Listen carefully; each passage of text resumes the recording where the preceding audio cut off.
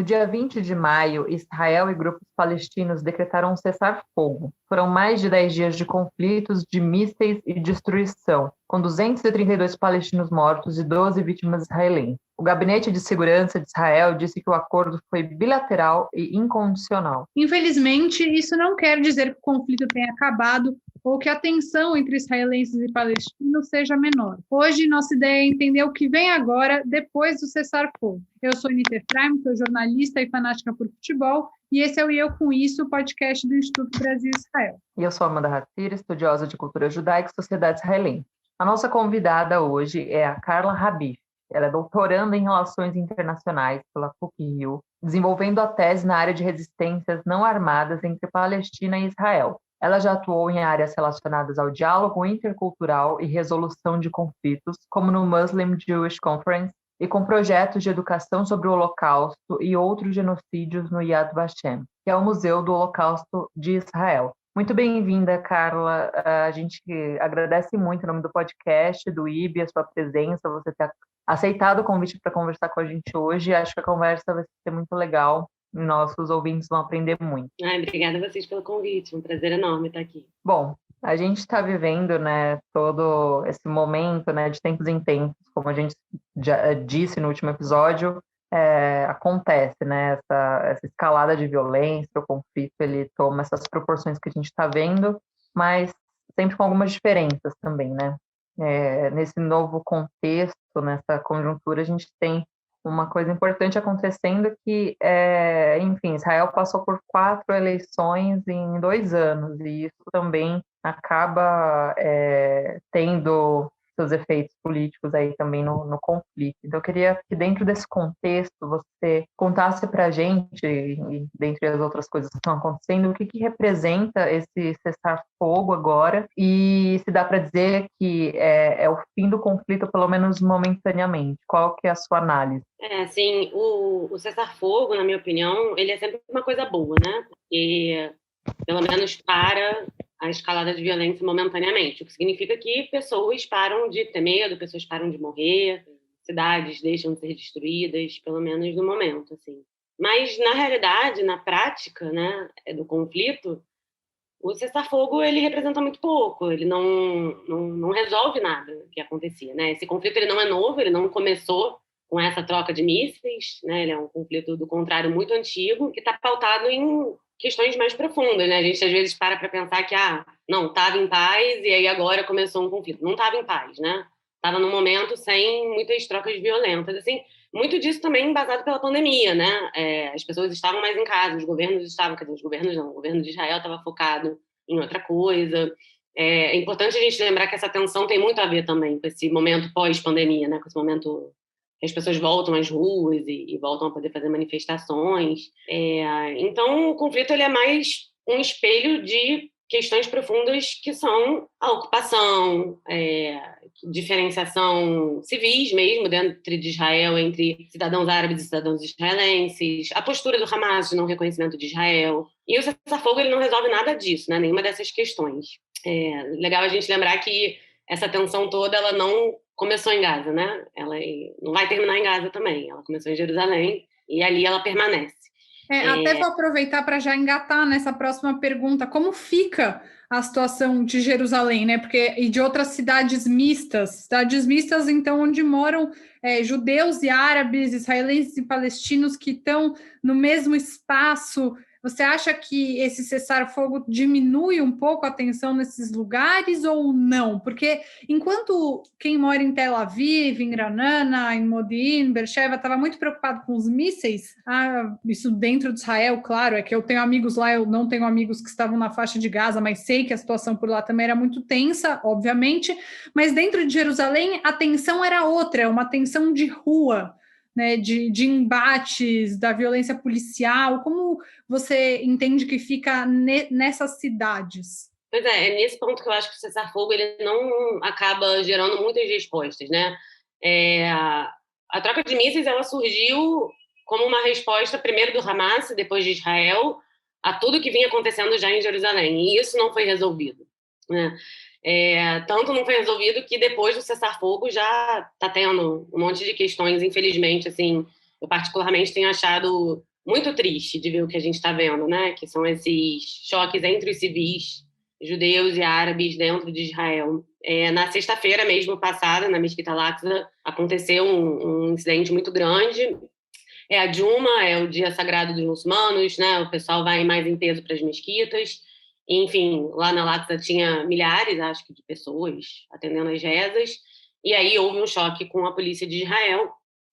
A polícia de Israel alegando que, na verdade, ela estava respondendo a umas manifestações meio hostis do pessoal que estava na mesquita, dizendo que eles estavam tacando pedras e estavam fazendo ameaças. E, claro, que os civis palestinos dizendo que não é isso que estava acontecendo, que eles estavam, enfim, comemorando o cessar-fogo e frequentando a reza na mesquita. Ficou bastante gente ferida, a Cruz Vermelha teve que intervir. E eu não sei se vocês viram, mas hoje aconteceu uma coisa bem, bem grave em Jerusalém, né? Um palestino esfaqueou 2 pessoas e acabou sendo morto depois disso, assim. O que me toca é que todo mundo muito novo, né? Um menino de 17 anos, né? 17 anos, as pessoas esfaqueadas tinham 23, 25. Então, assim, a grande verdade é que não resolve, né? O cessar-fogo, ele é um cessar-fogo entre o governo de Israel e o Hamas e ele, na verdade, é resultado muito mais de uma pressão, tanto dos Estados Unidos quanto do Egito, do que uma vontade voluntária, né, do Netanyahu ou da liderança do Hamas em parar com isso, infelizmente. Uhum. E, Carla, você começou a comentar um pouco, mas queria que você aprofundasse, enfim, diante de... Você trouxe, né, esses exemplos, a violência está realmente bastante intensa. Você acha que dá para dizer que a tensão entre os israelenses e os palestinos está pior agora do que antes dessa escalada de violência? Agora, considerando antes da pandemia também, você acha que a situação ela tem tornado proporções maiores em relação à violência? Acho que sim, assim, eu particularmente, eu acabo indo bastante, né, tanto para Israel quanto para a Cisjordânia, a faixa de Gaza eu nunca visitei, principalmente depois que ela passou a ser governada pelo Hamas, né, mas eu costumo ir uma vez por ano, né, para a região, assim, e de verdade eu não via nada desse tipo há muito tempo mesmo, assim, eu acho que desse jeito que estava desde 2004, para ser sincera.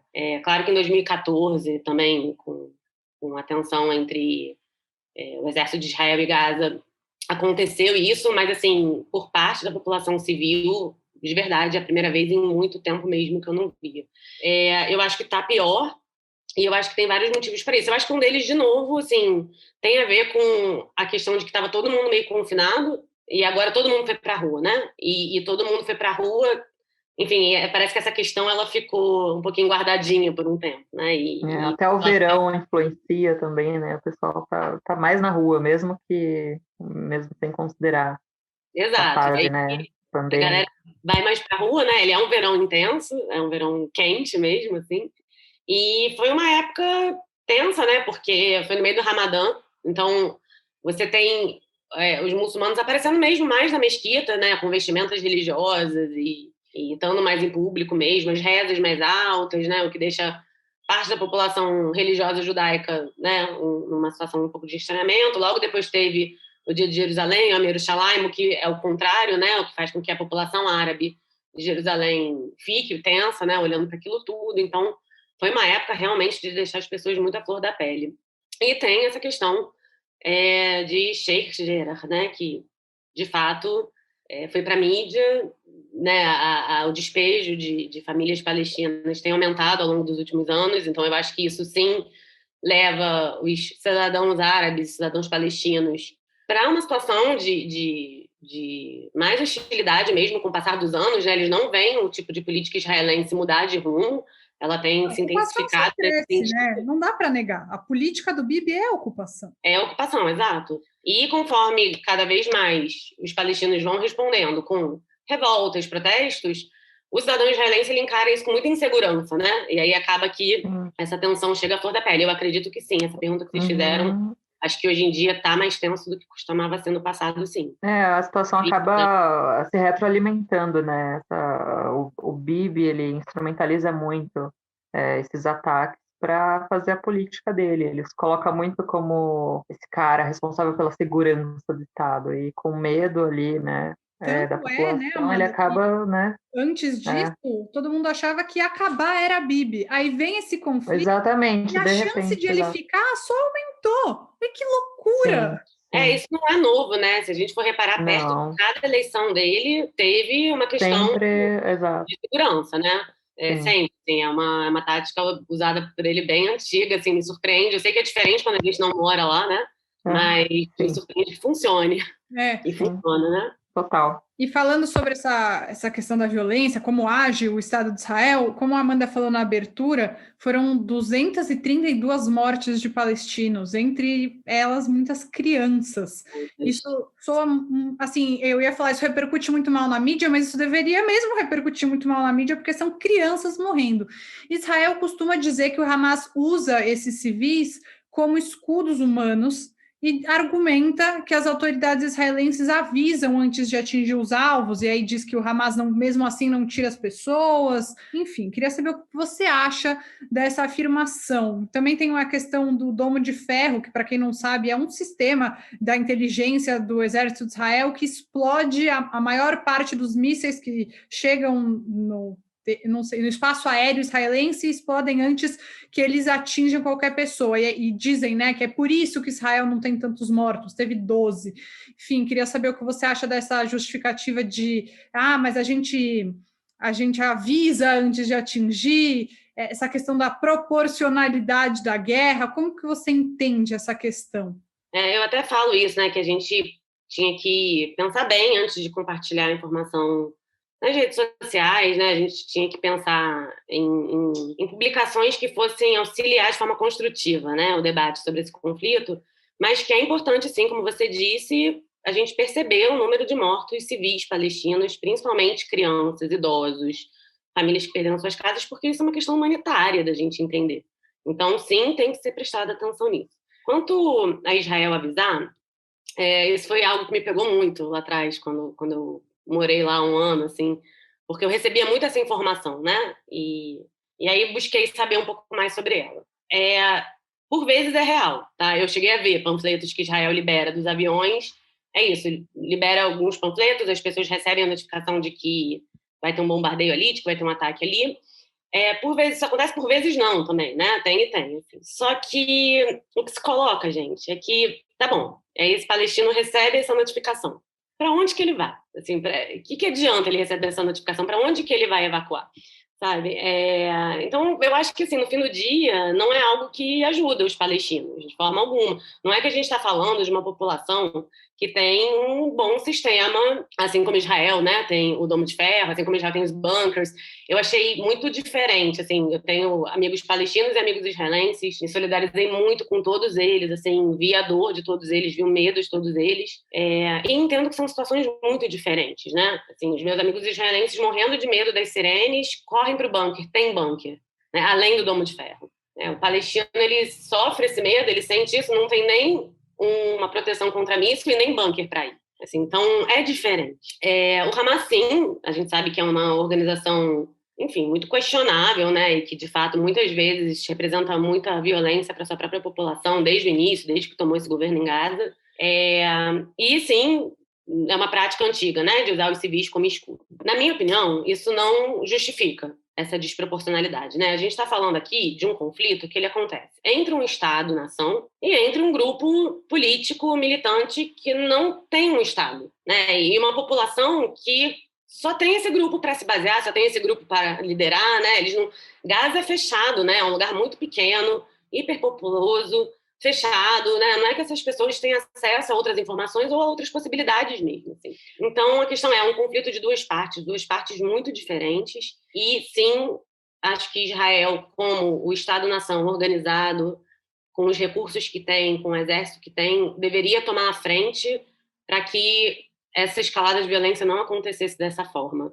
De novo, do meu ponto de vista, mesmo que seja iniciativa do Hamas colocar essas pessoas nesses lugares, não justifica que essas pessoas sofram com isso, entende? E eu acho que, assim, eu até vou citar o episódio passado que a Amanda e a Malca fizeram sobre o que é se ser sionista é xingamento, que falaram com a Monique e com a Paula. Foi incrível, eu me senti muito representada no sentido que eu, enquanto uma judia sionista, me considero uma ativista dentro da comunidade judaica, da minha maneira, eu não vejo sentido em eu cobrar o Hamas. Se eu leio e entendo o Hamas como um grupo terrorista, como eu vou cobrar o Hamas? O meu papel não seria cobrar, assim, a comunidade judaica no geral ama falar que Israel é a única democracia do Oriente Médio, então não me cabe cobrar a única democracia do Oriente Médio de uma ação que mate menos crianças, menos civis inocentes.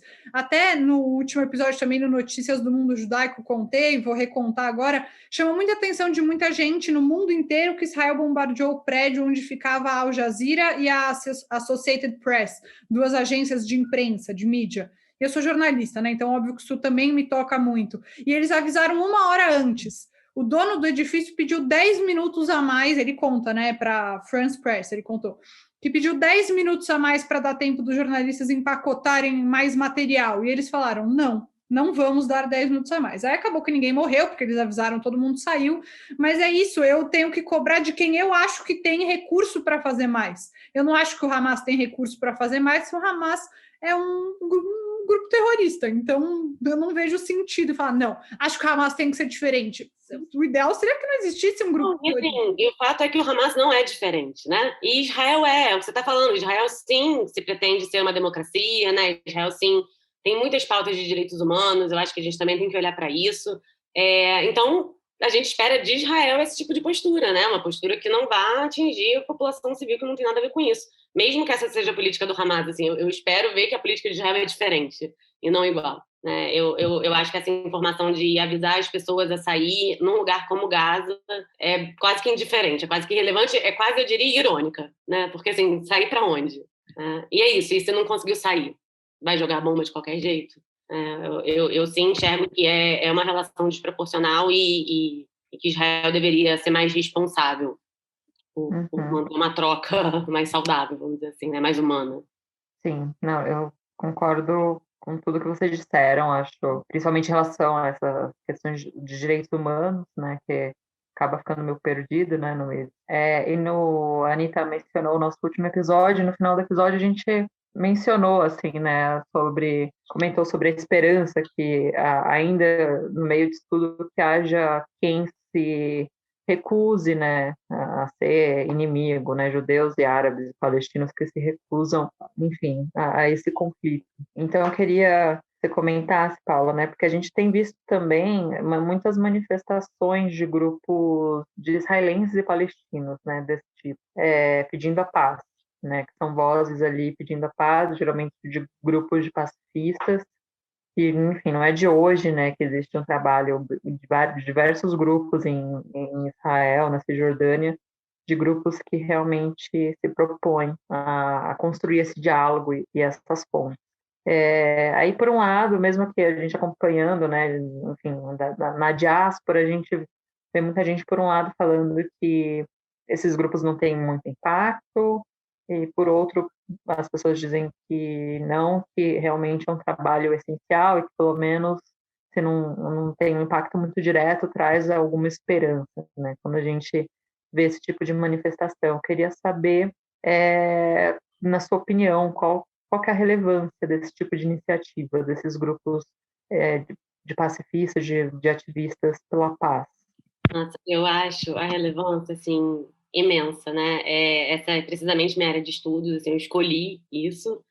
Um dos motivos de eu ter escolhido foi por achar que precisa de mais centralidade, precisa de mais atenção nossa. E aí você falou de impacto, né? Eu acho que a gente precisa entender o que é impacto, né? O que é impacto, assim, porque para mim, como eu vejo no caso de uma organização que eu estudo, os Combatentes pela Paz, impacto para mim é ver que no Yom HaZikaron, no dia que se lembra os caídos do conflito, é uma cerimônia, né, israelense, existe um grupo que celebra junto com cidadãos palestinos e cidadãos israelenses. Isso para mim é impactante. Impactante para mim é pensar que no dia de celebração da Nakba, né, do desastre palestino, vocês têm israelenses e palestinos celebrando isso juntos também, entendendo narrativa e se escutando, trocando. Assim, isso para mim é impacto. E aí eu acho que para a gente entender a relevância desses movimentos, a gente precisa compreender que existe uma lógica por trás desse conflito, que é a lógica da ocupação, né? essa lógica, ela dita essa dinâmica que a gente já conhece, né? A gente está vivendo esse choque agora, esse choque violento agora, mas vai ser muito pouco diferente se a gente olhar para 2011, para 2014. A relação, ela parece a mesma, né? Hamas lança mísseis, Israel responde, morre mais gente da Palestina do que de Israel, mas a população israelense também é muito ameaçada. Isso também não é uma situação boa de passar. A lógica é essa. E os israelenses e os palestinos, eles estão inseridos nessa lógica, assim, mas é muito tempo, né? Dependendo da perspectiva que a gente enxergar, já vai fazer 100 anos, né? Se a gente começar a enxergar esse conflito lá em 1920, isso gerou uma população que ela se entende como inimiga, né? Isso gera pessoas que já estão vivendo outros motivos para esse conflito, já vivem traumas, rancores, gerações, né, de rancores, assim. E quando você tem cidadãos que, mesmo no momento de tensão, resolvem estar juntos e lutar por uma causa conjunta, eles estão quebrando essa lógica, eles estão quebrando a lógica da ocupação. E é isso, eles estão quebrando uma lógica que ela é quase, eu não digo centenária, porque a ocupação não é centenária, né, mas ela já tem aí seus belos 50 anos, e é isso que tem de novo. Né? O resto é a mesma coisa, o resto é o ciclo, né? O que a gente fala é o ciclo da violência. A gente sai do mesmo lugar e vai parar no mesmo lugar. Isso é o que tem de novo, isso é o que pode levar a gente para fora disso. Eu concordo, com certeza, que o ritmo ele é lento, né? Mas as mudanças profundas, elas tendem a acontecer em ritmo lento mesmo, assim. E acredito que seja uma função nossa, eu digo do mundo, né? Nossa, enquanto pessoas que comentam esse conflito, né? Nossa, enquanto acadêmicos, enquanto alunos, enquanto pessoas que publicam na mídia, principalmente a mídia, de repente, né? Porque a violência vende muito, né? A paz não vende tanto, assim. Mas eu acredito que seja uma função muito grande nossa prestar atenção e dar foco e dar palco para esses movimentos para que eles possam crescer e ganhar mais espaço e, acima de tudo, ganhar mais adeptos dentro de Israel e dentro da Palestina. É muito importante quebrar a lógica de que são inimigos, né? Eu, pelo menos, acredito muito nisso e eu acho que isso vale muito para os dois lados, né? Acho que vale tanto dentro do nosso contexto brasileiro, assim, vale tanto para a esquerda, que no geral é muito pró-Palestina, quanto dentro da comunidade judaica, que sente uma necessidade de autoproteção, que eu entendo totalmente, acho que é muito compreensível, mas quebrar uma lógica de que a gente tem que parar de opor como se israelenses e palestinos fossem necessariamente inimigos, enquanto a gente está falando de pessoas que não necessariamente representam tanto civis, que acabam sendo vítimas, enfim. Mas aí, falando sobre o poder, queria saber se você vê potencial de mudança nesses dois lados. Tem alguma chance de Israel arrefecer em relação à ocupação? E tem chance de o Hamas mudar a postura de alguma maneira?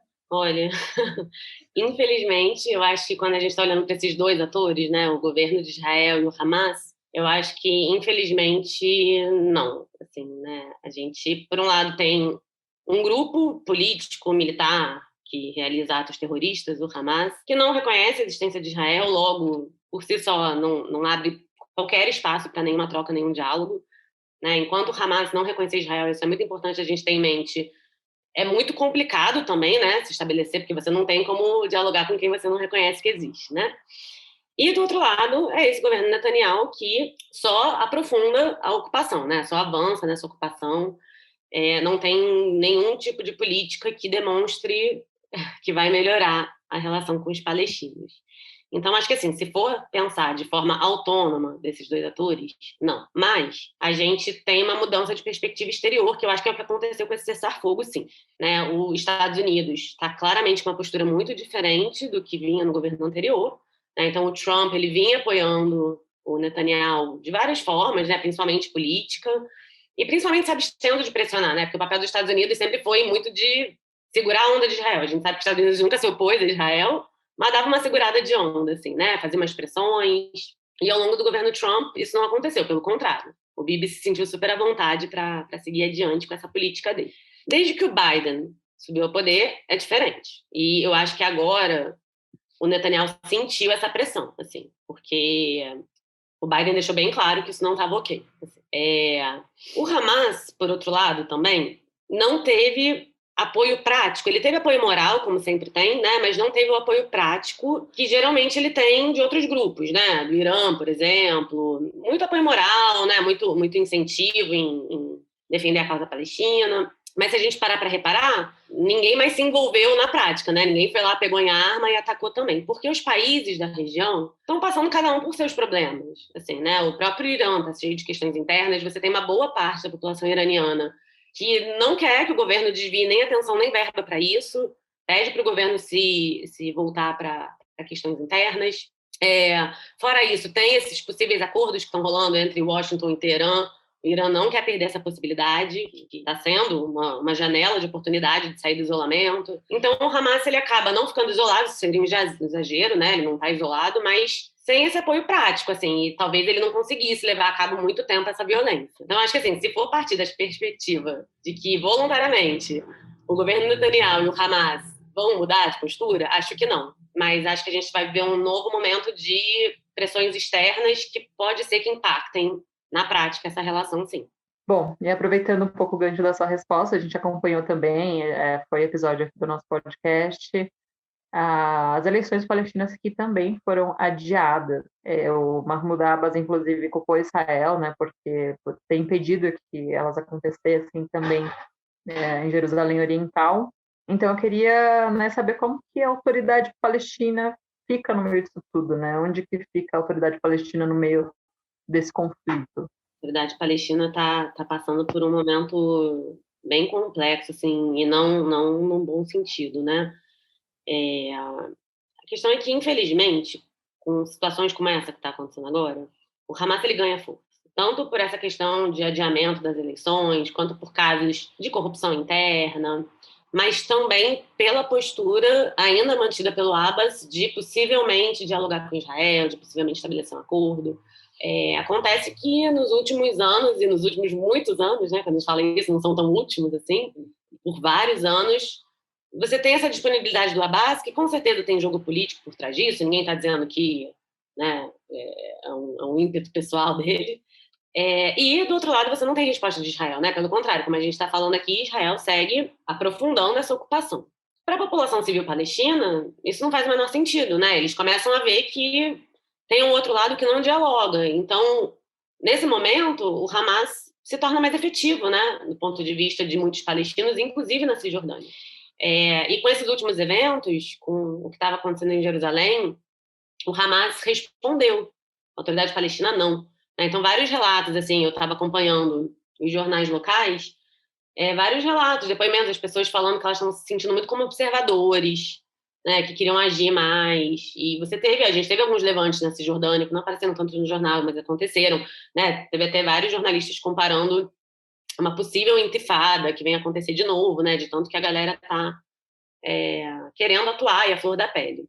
E é isso, e nesse sentido, o Hamas ele aparece como uma mais viável, né? Com algo que dá uma resposta à altura do que o Netanyahu faz, assim. Então, fora isso, né? De novo, o adiamento dessas eleições. Se eu não me engano, o Abbas já está no governo sem credibilidade democrática, já deve ter uns 10 anos, gente, assim, com esse jogo político que está rolando na Cisjordânia. Então, é bastante tempo mesmo que ele está se segurando no poder através de outros recursos que não sejam eleições, né? Perdendo força.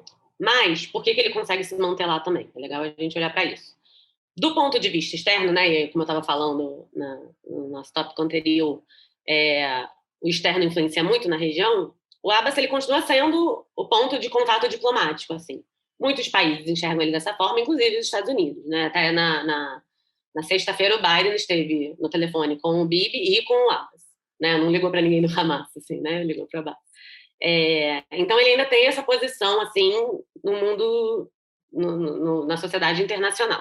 Acho que o momento não é bom, acho que eles perdem força, o que é uma pena, né? Porque, de novo, é o partido que abre a possibilidade de se dialogar, mas entendo que também é uma possibilidade dele fazer um jogo político, de se colocar de novo nesse cenário internacional como esse ator que pede pela necessidade de um acordo de paz, que não é um cessar-fogo, né? O acordo de paz é outra coisa, aí sim é uma coisa mais profunda, que exige um comprometimento, que exige um plano de ação.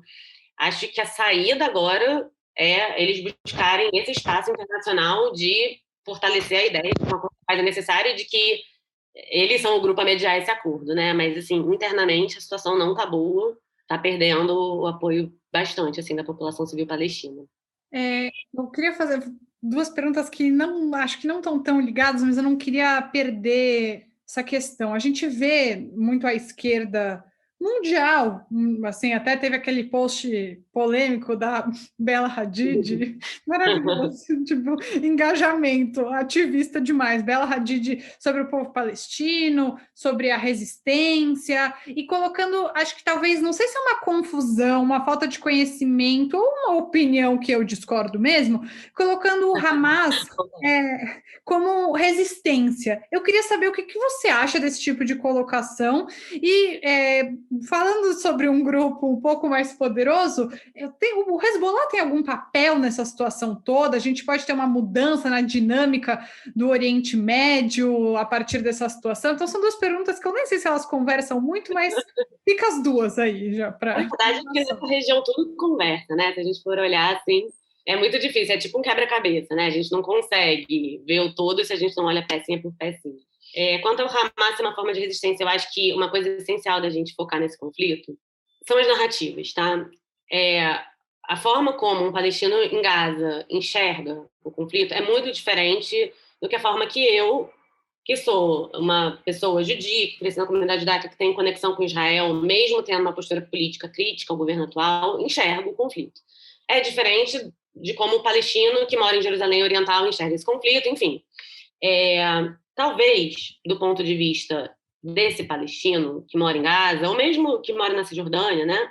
Do ponto de vista de muitos palestinos que estão diretamente envolvidos nesse conflito, eu consigo entender como que o Hamas pode ser enxergado como resistência, tá? Eu não concordo, eu entendo, né, do ponto de vista historiográfico, de análise internacional, que o Hamas é muito prejudicial, né, para a própria população de Gaza, como para os palestinos como um todo nessa troca, mas eu consigo entender como que muitos palestinos enxergam o Hamas como resistência.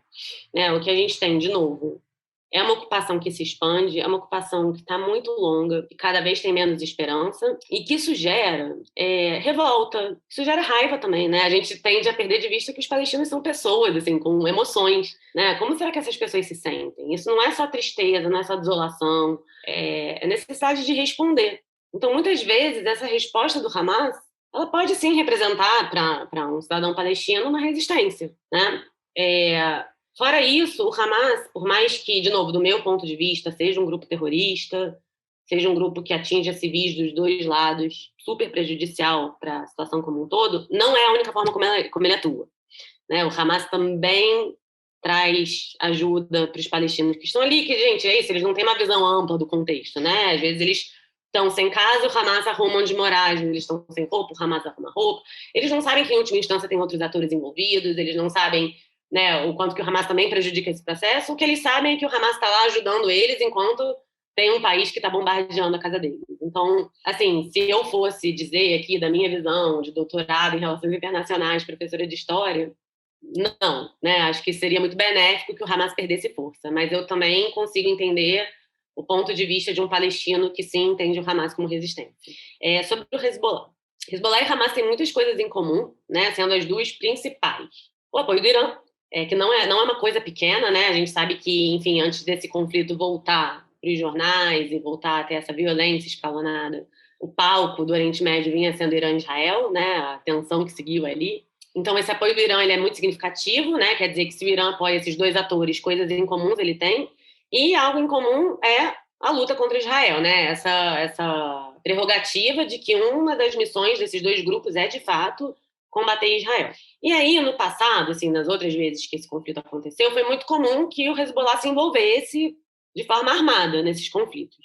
Agora ele não está dando esses sinais, tanto que ele não se envolveu, mas além de ele não ter se envolvido, aconteceram algumas situações em que o Hezbollah, inclusive, se adiantou para dizer que não tinha nada a ver com isso, assim, né? A gente percebeu um certo nervosismo em deixar muito claro que não estava fazendo nada, assim. A gente viu que teve alguns mísseis que foram, sim, lançados do Líbano, eles tiveram muito pouca eficácia, né? Alguns caíram no mar, outros não chegaram nem a cruzar a fronteira, mas teve.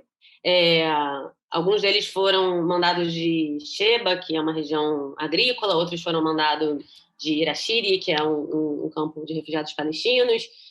Israel respondeu com fogo de artilharia, e o Hezbollah se adiantou em declarar para mim de que não tinha nada a ver com isso, assim. Tanto que, numa dessas respostas de Israel, um militante do Hezbollah chegou a ser baleado e morreu. né? Ele estava, enfim, por conta própria ali, né, naquelas revoltas, mas ele chegou a morrer depois da retaliativa. E o Hezbollah foi a público e declarou, assim, luto pelo mártir, chamou ele de mártir, mas não conclamou por vingança, não conclamou por resposta, né? Então, o Líbano está passando por uma situação muito extrema também, né? De uma crise político-financeira muito profunda, assim, muito profunda mesmo, tá bem grave a situação lá. E nesse sentido seria muito delicado para o Hezbollah arriscar entrar numa guerra com Israel agora. E várias vezes a gente sabe que é isso, né? Um míssil lançado tem essa resposta do peso de guerra mesmo. Então não está me parecendo agora, assim, por tudo que eu tenho lido e pelos anúncios que os líderes do Hezbollah têm feito, que eles vão se envolver fisicamente, não. E aí, como eu falei, né, você perguntou se pode ser que a gente veja uma mudança de dinâmica. Eu acho que a gente vai notar algumas mudanças no sentido de que esses atores que costumam ser muito principais, eles estão passando por questões internas, né? Então é isso, nem o Irã está tendo muito tato aí com essa possibilidade de negociação com Biden, que para o país seria maravilhoso. Israel está tendo que ter muito tato com isso, porque Israel quer poder ter voz nesses acordos e quanto mais ele irritar os Estados Unidos agora, menos voz ele vai ter. O Líbano passando por uma crise interna muito profunda e aí também não podendo se envolver altamente. Outros países passando por outras questões que a ação, né, ao longo do ano passado foi fazer acordos diplomáticos com Israel, acordos que nunca existiram, né, então isso aconteceu também. E eu acho que um outro ator importante que está voltando para a cena, eu acho que teve quietinho aí por alguns anos, é o Egito. Né? O Egito teve ali mais na dele, nunca sumiu desse jogo, mas vinha mais quieto. E agora o Egito, dessa vez, tem falado mais alto, tanto na mediação do diálogo com os Estados Unidos, né? O Egito ele é esse ator que pode dialogar com os Estados Unidos, com Israel e com o Hamas.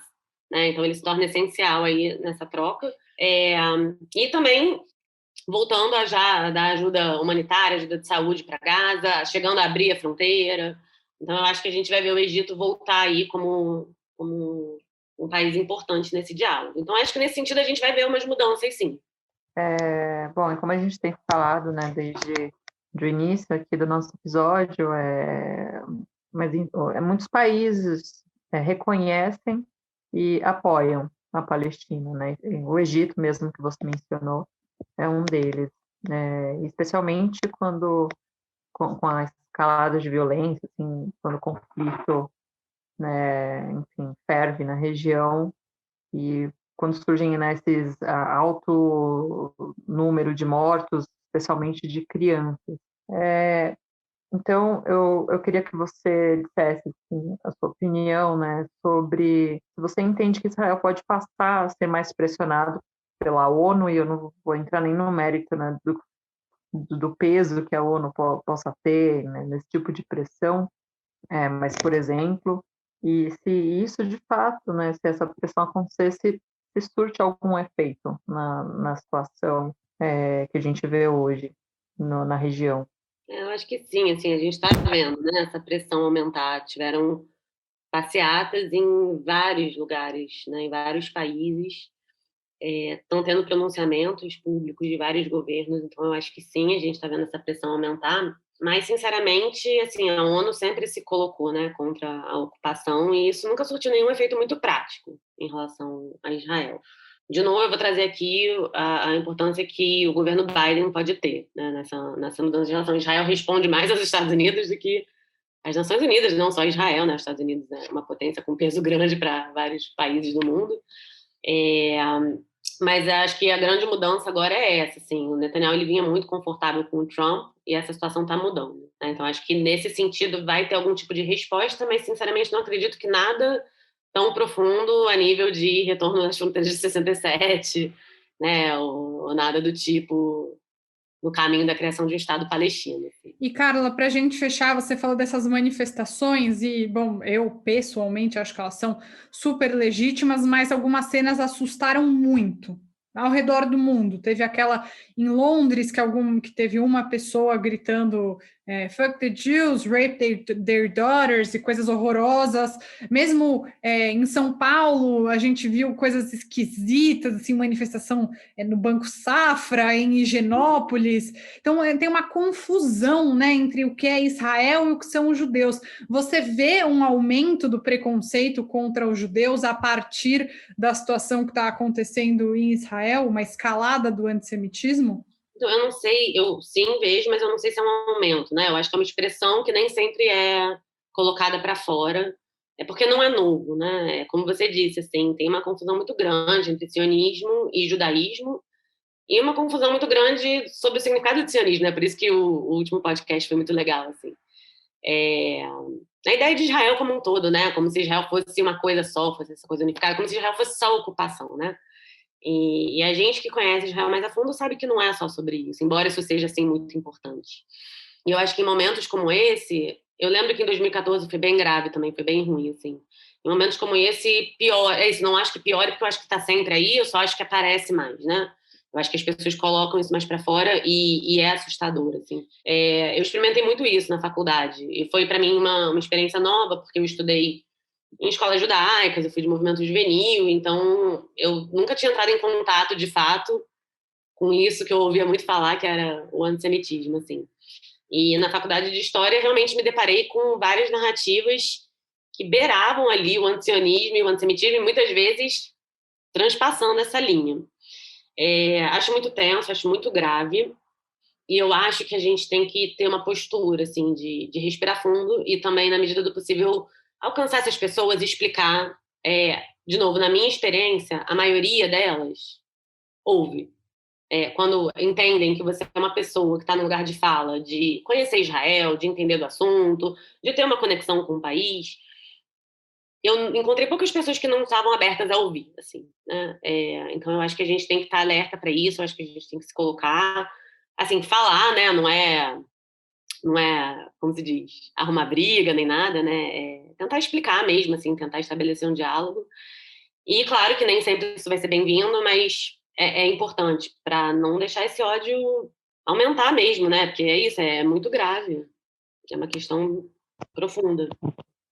Sim, até porque acho que a gente até comentou no último episódio, a maioria dessas pessoas não tem um aprofundamento, né, sobre o que de fato acontece, sobre o conflito, não conhece, nunca esteve lá, nunca dialogou com palestinos, com israelenses, então é isso que você falou, é ter essa paciência de jogo de cintura para deixar enfim, essa porta aberta, né, para quem realmente quer ouvir, enfim, quer entender a situação. Mas é isso, Carla. Acho que a gente fica por aqui. Queria te agradecer mais uma vez, dizer que você é sempre bem-vinda. A conversa de hoje foi muito interessante. E obrigada por estar com a gente hoje. Espero que a gente tenha mais oportunidades de conversar mais vezes e mais vezes num contexto melhor. E é isso. Seja sempre bem-vinda ao nosso podcast. E antes de eu me despedir também da Carla, repetindo aqui os créditos, a Carla Rabif é doutoranda em Relações Internacionais na PUC-Rio, desenvolvendo a tese na área de resistência não armada entre resistências não armadas entre Palestina e Israel, já atuou em áreas relacionadas ao diálogo intercultural e resolução de conflitos no Muslim Jewish Conference e com projetos de educação sobre o Holocausto e outros genocídios no Yad Vashem. E vou deixar aqui a minha última palestrinha de que eu acho que a melhor maneira de a gente combater o antissemitismo, de combater essa tentativa de colocar israelenses, judeus, árabes, muçulmanos, palestinos como inimigos é com conhecimento. É um conflito extremamente complexo e narrativas rasas não levam ninguém a lugar nenhum. Então, Carla, foi muito boa a nossa conversa. Nessa segunda-feira está bombando no Twitter a palavra edificante. Eu acho que a nossa conversa foi edificante. Muito obrigada mesmo. E demais. Poder isso, né? Poder ter conversas saudáveis no meio de um assunto que está tão à flor da pele, assim. E aí, só para finalizar também, ressaltar essa importância do que eu falei antes, que é a gente também prestar atenção às outras trocas, à não violência, aos grupos que estão juntos por uma outra solução que seja benéfica para os dois lados, porque isso também existe. Eu acho que quanto mais atenção a gente prestar nisso, mais força a gente dá para esses movimentos também. Ai, super Exatamente. obrigada, adorei. O que a Chimamanda diz, né? Quando você cria uma única história, uma única visão sobre um povo, você mata, né? O que significa esse povo, a história dessas pessoas. Então é isso, a gente tem que fugir dessas visões únicas e sempre para reflexão profunda, complexa, para entender, né, tudo isso que é um prisma, né? Às vezes até a gente fala dois lados, mas nunca são dois lados. A questão é muito mais São pessoas, né? São pessoas dos dois lados. Exatamente. Então é isso, gente. Obrigada. Oi, pessoal, tudo bem? Aqui é a Malca te trazendo as notícias do mundo judaico dessa semana. A gente já sabe que estivemos em dias complicados durante o conflito entre Israel e o Hamas nos últimos 11 dias. Durante esses 11 dias apenas, houve um aumento de 80% nos ataques antissemitas nos Estados Unidos. Isso vale para o país inteiro e isso está sendo contado também com crimes na internet, o que eu chamo de crimes de racismo, crimes de agressão moral, sendo que as hashtag Covid 1948 e Zionazi foram as mais tweetadas nos últimos dias. O presidente Joe Biden condenou as ações e pediu que parassem imediatamente. Minha segunda notícia, na verdade não é uma notícia, é uma recomendação. Assisti nesse último fim de semana um filme chamado Shiva Baby, ou Shiva Baby em inglês. O filme acompanha uma jovem adulta que ainda está na faculdade, que trabalha, vou colocar ela trabalha entre muitas aspas, como Sugar Girl, e ela vai numa shivá com a família e encontra ali o seu Sugar Daddy. Gente, é um filme de extremo humor judaico, uma comédia muito judaica, vocês vão dar umas boas risadas e eu recomendo, a gente tem precisado de umas risadas nos últimos tempos. Minha última notícia é sobre vacinação em Israel. Na semana que vem, serão liberadas todas as restrições em relação à Covid-19 no país. Hoje, Israel está com mais de 5,5 milhões de vacinados, o que estão dizendo que é uma imunidade de rebanho. Olha que sonho. Deixei essas 3 notícias aqui e a gente se vê na semana que vem. Um beijo!